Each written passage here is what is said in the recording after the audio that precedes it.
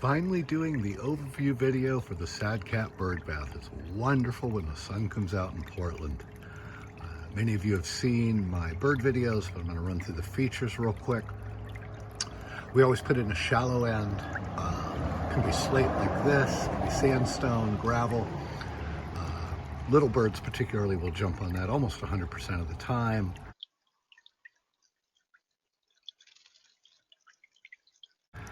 Mixed photography, a breeze. We install a hardwood perch for consistency, but happy to help you with put in a piece of the apple tree or driftwood from the beach. It's not bolted in, it's just setting there securely.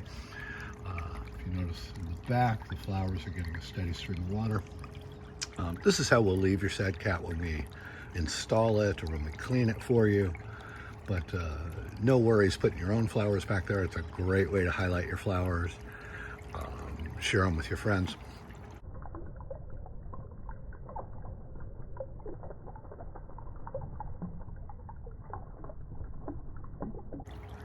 Stepping back a little bit, the Sad Cat is 24 inches square.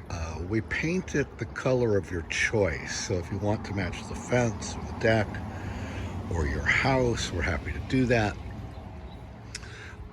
It's marine grade hardware, marine grade plywood, which we treat very nicely. The turnbuckles allow us to level the Sad Cat. They're great for securing it, but primarily they're there to level it. Your deck is almost certainly not perfectly level, but a Sad Cat needs to be to work properly. You'll notice all the corks are getting water at the same time.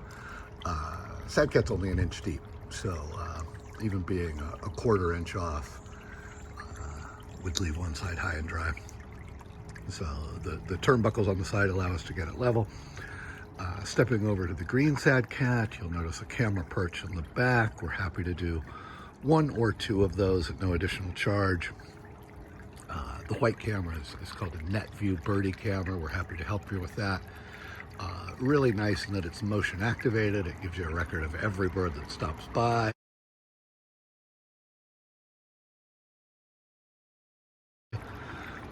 Even if you want to do higher quality photography, zoom lenses or something, the NetView Birdie will tell you when to set up and teach you the patterns of your bird bath. This one is set up in a way that hummingbirds really like. Hummingbirds bathe more than they drink, and this flat bathing platform really gives them a nice spot. I'll put one in the video.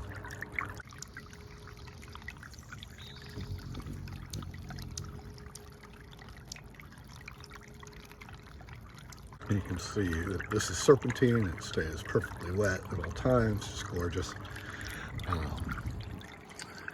Anyway, we can help you with any number of materials in that spot if you have something that you like. I put flowers there to remind myself to tell you,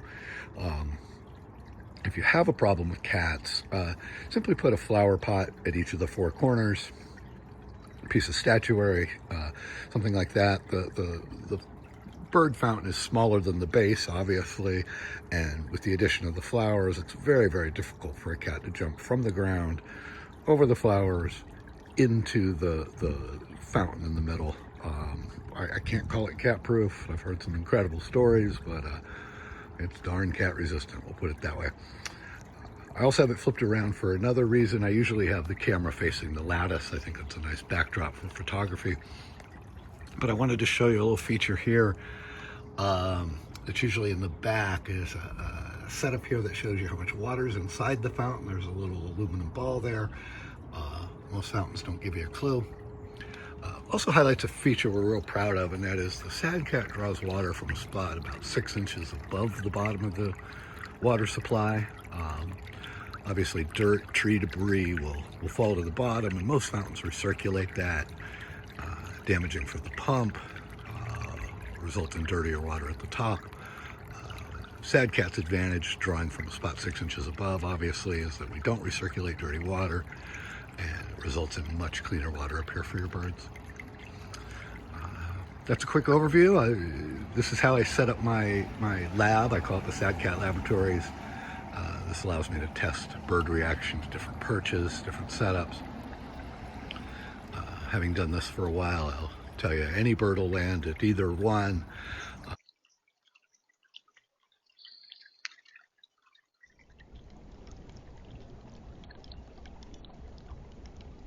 The sad cat on the right is probably preferred by hummingbirds. The one on the left probably preferred by the goldfinch and the robins. The red color is cool, but it doesn't attract hummingbirds the way I thought it might. The green has proven to be probably the more popular of the two. Thank you for watching. Installing in Portland, summer of 2024.